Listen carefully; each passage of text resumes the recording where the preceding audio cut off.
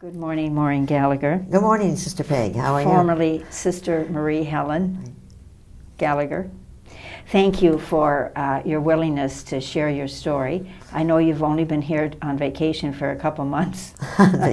Well, yeah. It was that rope you lassoed me with and pulled me in. No, don't say that. People, I do have a bad reputation with. They see me with my little book and they say avoid her. But no, this is really an important part of the history of our congregation. I understand that. And as someone said, it's not about you, it's about the history, our history of the congregation, and you as part of that history. I was a history major. Oh God, don't even, please, behave. Do not go there. I'm afraid what she's going to say, because we go way back. All right, Maureen. So, thank you. Now, let's start at the beginning. You grew up in Chicago. White Sox, South Side. South Side. Democrats. You're not Aquinas. No, I'm not. No. I had a chance to go away to Mount St. Mary's Academy. Were you a boarder? I was a boarder.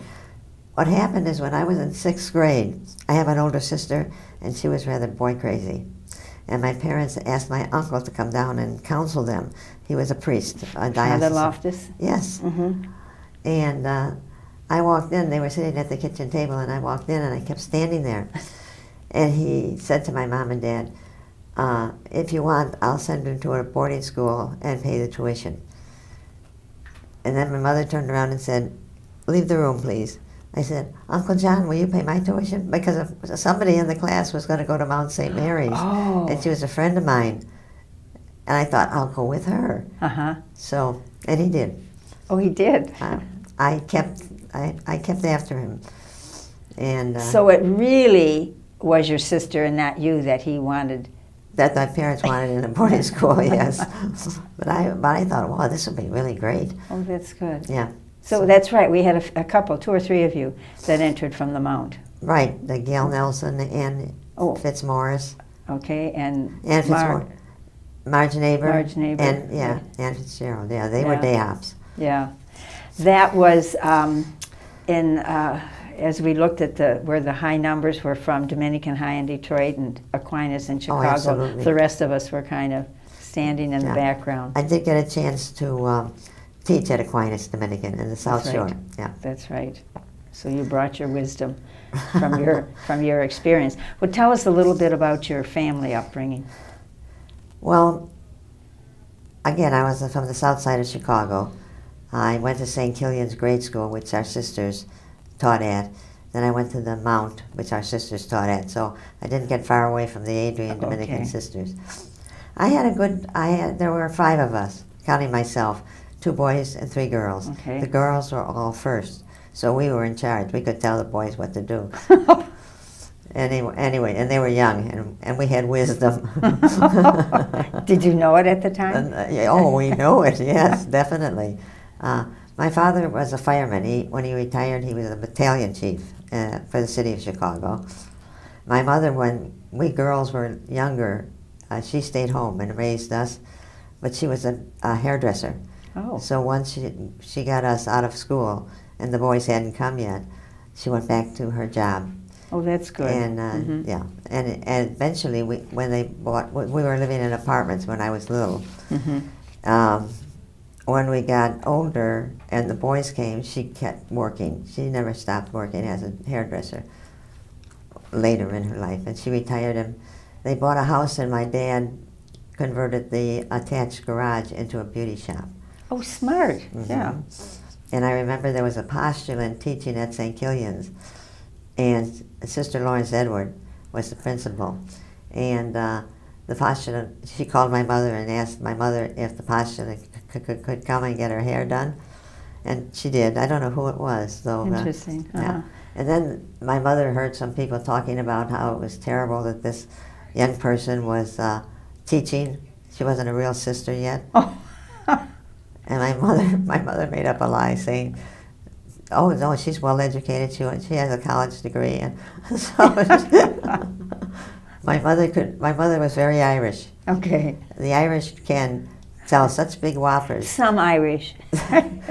but it's not a sin. The person was a fool to believe it. But anyway. Okay, so that's what was going on at home. Who inspired you when you were growing up? Grade school, high school, home? I'm sure there were many, but someone in particular. Well, I can think of two. Sister Marie Urban, who was one of our sisters and has since passed on. Right. She was my 8th grade teacher. And she was the kindest person I ever met. To the day she died. Yeah. Mm-hmm. And then when I went to the Mount, Ruth Steiner, Marie Eugene, Yes. was the freshman homeroom teacher. And she also was just a fantastic person till the day she died. Yeah. We called her SME because it was Sister Marie Eugene. And the initials spelled out. Yeah. So when you were ready to enter, who in the high school? I didn't know I had to have a sponsor. Oh. I just... How did you know what to get ready? Oh, you got the letter. Yes, I got the letter. But it's interesting because why did I enter religious life? Right. Why? I wasn't wise then.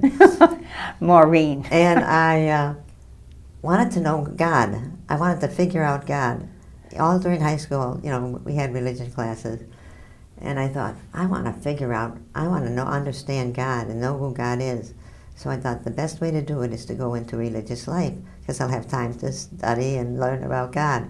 Little did I know that I studied, and God is a mystery. And he's still a mystery. He, it is still a mystery. But that's why I entered. Well, you haven't found the answer? No, I haven't. Even in my old age wisdom, I haven't found the answer. It's one way to get you here. Right. Okay. So you've had many ministries. I have. I've had a good life. We don't have time to go through all of them. You realize we have 30 minutes to cover your lifetime. But there are some in particular that were significant for you. Right. What I did is I worked for the city of Chicago in their housing department. I was a program coordinator for Chicago Aid to the Homeless. I started a ministry called Mary's Pence. Right. Tell us about Mary's Pence. Well, we old people remember Peter's Pence. Correct. Which was a collection throughout the world for the Pope to have money to give to the poor and marginalized.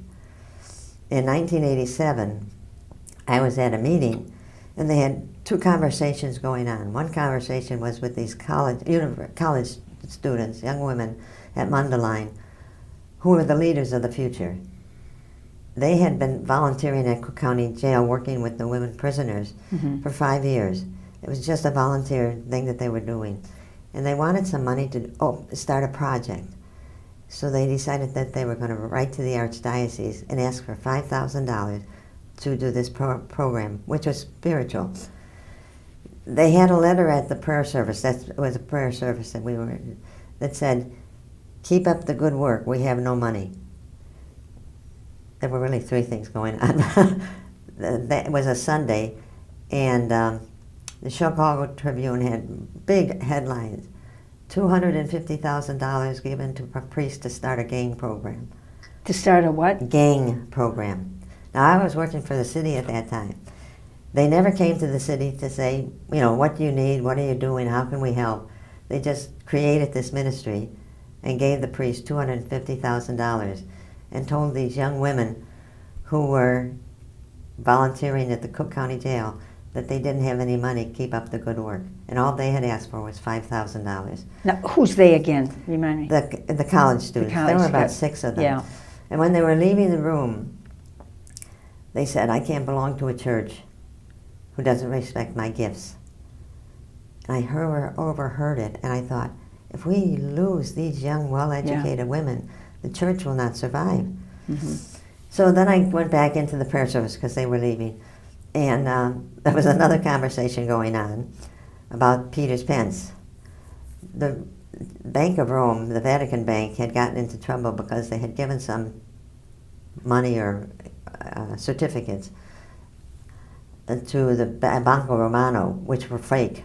And so Bank Romano was failing. They were declaring bankruptcy. And the Vatican Bank was accused of causing this, and they were fighting back and forth. After Peter's Pence in Germany and the United States, the Vatican Bank gave, I forget how much it was, let's say $400 million to the Banco Romano, not because they had done anything wrong, but because they felt sorry for them and they wanted them to continue. Peter's Pence money from Germany and the United States was used to get them out of the problem. So I was with Sheila Daly, a lawyer who was a judge at that time, or running for judgeship, leaned over and said, "What we need is a Mary's Pence." And I said, "Yeah, you're right, Sheila, we need a Mary's Pence." The more I thought about it, the more I thought, Yeah. money for women.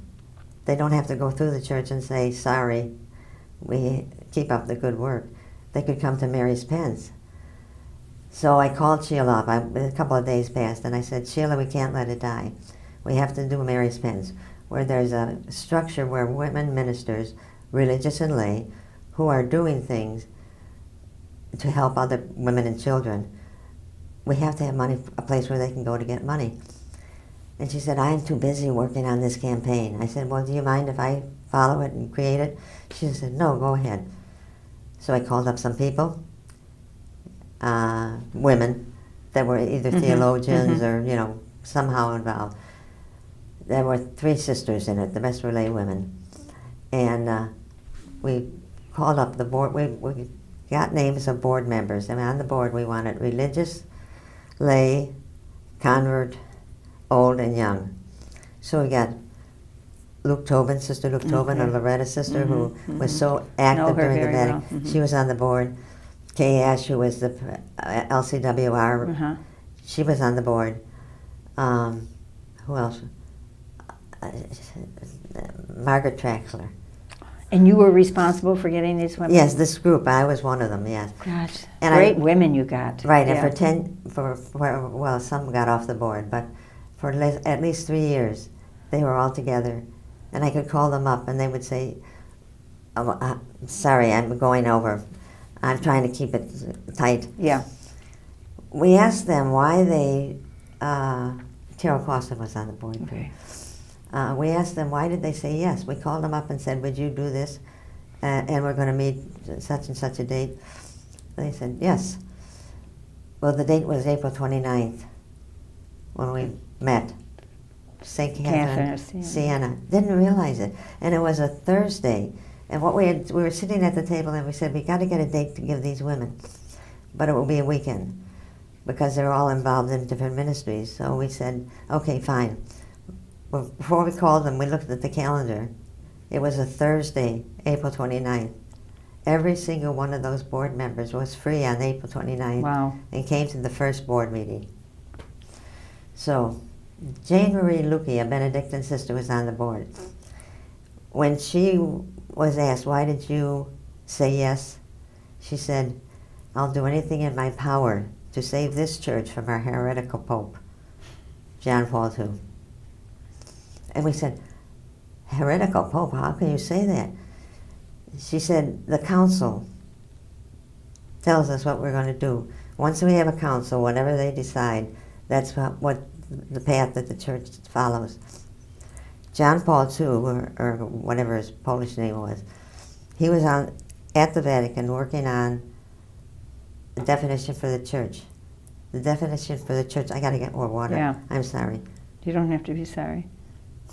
We want you to speak straight. He wrote the perfect society was the church. Vatican II wanted to make it the people of God. John Paul II was on that committee. He wrote the dissenting appeal to keep it the perfect society. When he became Pope, all his actions were keeping it the perfect society, silencing theologians.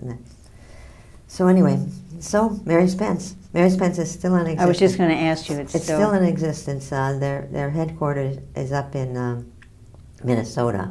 Marvelous director. But let me just say one thing. There wouldn't be a Mary's Pence if the congregation didn't support me those 10 years. Mm-hmm. And, how did they get money? Well, we all have a common fund that we But our donors, I mean, for 10 years, they had to pay my health and all of that. And the congregation did it without complaint. Mm-hmm. So, Sounds like they believed it. We believed in you, not they. Yeah. Well, yes. Seriously, yes, and without yeah. the congregation, it wouldn't, and without the people who support the congregation. Correct. So, Correct. all of you, if you're looking at this, all of you created Mary's Pence. Perfect. And Mary's Pence, has 2 rules. It has to be a Catholic woman that gets the money and is the director or is somehow involved. And the ministry has to be for women, to empower women and their children. If someone's watching right now and wants to know more about Mary's Pence, do you have a, There's a website, which is slowly? Mary's Pence, One word. Okay. one word, Okay. no, 2 words. Oh, okay. And for those who are still young and don't know what Mary's Pence is, Pence was a tax in the Middle Ages to help build the Vatican. But I'm a history major. I know you are. I know you are. But Maureen, you've also been an entrepreneur, I don't know, initiator and innovator into a lot of issues relative to the common good of all peoples, particularly those less fortunate. Right. All right, tell us where you are right now, besides here for a little bit. For a little bit. For a Yes. little bit. I'm ministering in El Paso, Texas, 5 minutes from the Mexican border. Sister Donna Custage, one of our sisters, who was a professor over at Siena Heights and the head of the religion department, used to bring people, students, down for an immersion in Ciudad Juarez, Mexico. And after 15 years at the university, she said, I have to walk the talk. Mm-hmm. So she went down there, not knowing Spanish, knowing Mm-hmm. that she wanted to empower Mm-hmm. women. Was working at a food pantry in Ciudad Juarez, Mexico. And these women were coming to the pantry, and many of them were not educated formally. They were the poorest of the poor. They had no water, they had no electricity, they had no education. And what Donna did was create, and I'm jumping way to the end. Yeah. They have a sewing cooperative. They can educate their children. They can stay in Mexico with money, and they are supported by us.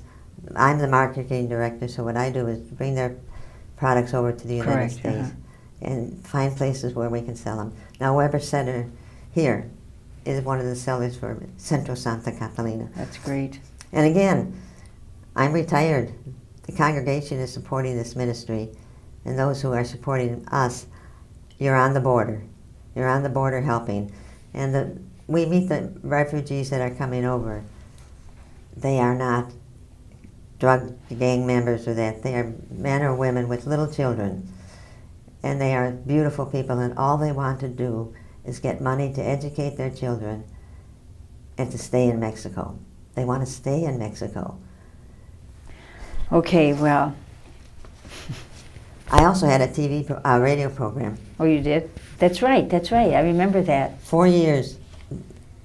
We just didn't have. I'm sorry. You're getting all tangled up in yourself. That's okay, just stop it. It'll be okay. It'll be okay. Yeah. When I was in Mary's Pence, I was driving a lot to get to the office, to my convent. Mm-hmm. And I'd turn on the radio, and there was absolutely nothing on the radio. There was, talk shows were rude, obnoxious, yelling, thinking the worst of everything. And I thought, I wonder if I could have a radio program. And then I kept thinking about it, and I thought, Vatican II came, and the members were not educated. We were educated because we were reading theological books. I thought, I can get a radio program, and I can invite scholars in to talk about Vatican II. And then the people listening will understand it better. Well, 2 things happened. First of all, they now charge religious programs. Religious programs used to get on free on the radio. Uh-huh. I'm not obnoxious. I'm not rude. So I wouldn't be picked up by stations. So I changed the program to talking about spirituality, health,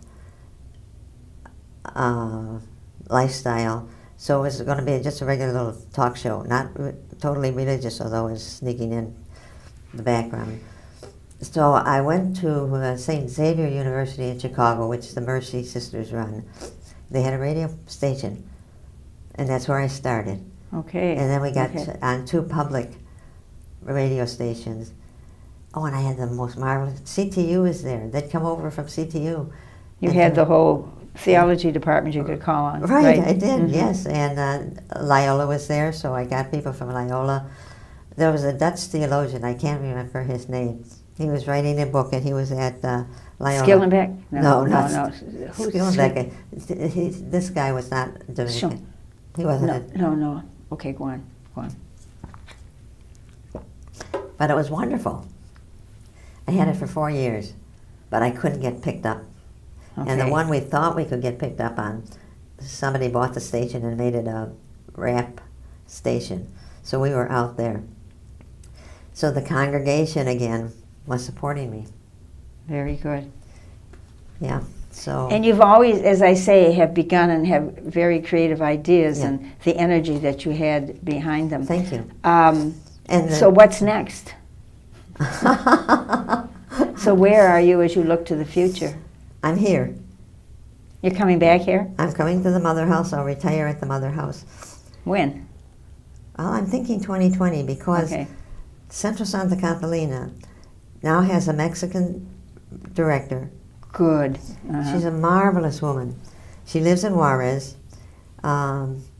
She was a sister, a Mexican sister, but she left their congregation. But she still is a sister. She's a lay woman, but she's doing the work that a sister would do. She can take over tomorrow. She doesn't know English, so that's why I've been hanging on. I don't know Spanish. Are you teaching her English? No, Milwaukee Franciscan is teaching her. Wonderful. Okay. Yeah. Seems like you've had some good succession going on in the places that you've been. Right. Yeah, I expanded the marketing. And so letting go is not difficult for you? No, it really isn't. I let go of Mary's Pence too. Yeah. Let go. It's something that I initiate, and hopefully it will continue. Now the radio program did not continue. Yeah, but look at that. You certainly affected a lot of lives. A lot of lives were affected. Yeah, right. And I did what you do. I would bring sisters in to talk about their ministry. Right. So we had the Sisters of St. Joseph, and then the Grange. Grange. Okay. Oh, yeah. Then it's their Mother House. Yeah. I had some of their sisters on. Some charity sisters also. But anyway, that's my life. Now your family, where's your family in all this? Do you stay connected with them? I do, yeah. I have one brother and one sister. And the nieces and nephews, I stay with them. But they're in Chicago. Yeah. My sister moved out to Maine, where her husband was a dentist. So now they're both retired. My brother's retired. The baby of the family is now 65. I know. Anyway. I know. But thank you, Peg. So you're looking at retiring, whatever that means for each of us. I was thinking I might work with the garden people, if they'll have me. Oh, God, they'd love to have you. Because I'm an introvert, and I'm not really into, I've noticed how introverted you are in this interview. Yes. Anyway. But if you've got a passion about something, you will go to it, and you will speak up, and you will. Any one of us will. Yes. Yes, the grace of God. Yes. And our parents. Right. Yes. Right. Yes. Yeah. They pulled us through. And we've had many experiences in our lifetime that have gotten us to this point that we can think beyond ourselves for the common good of whatever. Right, yeah. Because Central Santa Catalina will continue. Mary's Pence is continuing. And again, it was through the Adrian Dominican Sisters that it started with the help of all our donors and all our... Right, yes, we've been blessed by our donors, exactly. Right. And blessed by our co-workers here on this campus, too. This is marvelous. Yes, now you have experienced that because you've been away for a while, but you can certainly see that as we're not able to engage in some things, we've got some wonderful people that are co-workers that are into the charism. And they are, truly, yes. fractured a bone in my back. That's why I'm here, to get it done, taken care of. And honest to goodness, the women and men who work here are just fantastic. I almost don't want to go back. No, take that back. But it's been a good experience Yes, to and be I'm here. coming back in 2020. Yes. Yeah, and you'll have some place to live. There'll be more options of where you can live. That's for sure. Is there anything else you want to share with us about yourself that you haven't shared about your life? I'm trying to think. No, I don't think so. When you retire, are you going to take a trip? No, I have to pay the congregation back for all the support they've given me over the years. You are the congregation, Yeah. so don't. Yeah. But we do think about that as those of us that are We're in our 80s. not engaged. One of our sisters who's coming back is 93 and is sharp as a tack. Who's that? You want to say? Noreen George. Oh God, yes, yes, yeah, Yeah. yeah. And there's other ones Yeah, too. yeah, we are truly blessed. So, well, thank you, Marie Helen, Maureen Gallagher. And yes, this is going to be on YouTube. So some of the people, I mean, they're certainly aware of the fact. All they have to do is Google Adrian Dominican Sisters and put your name in. That's why we try to say both of your names Oh, I see. on this, because some people may just know you as Marie Helen. Yeah, The people I knew in Florida. yeah, those Florida days. Those Florida days, they were wonderful. They were. We had a pool at the college. Let's not go there with. Thank you very much. Thank you very much. You're welcome, Faye. I hope all my words came out because I'm on medicine that dries out my mouth. That's okay. So thanks, Maureen. Yeah. And we'll welcome you back for good when you come. So thank you. Good. Thank you. Blessings. Thank you. And we're grateful as a congregation for all that you've been about in preaching. Thank you.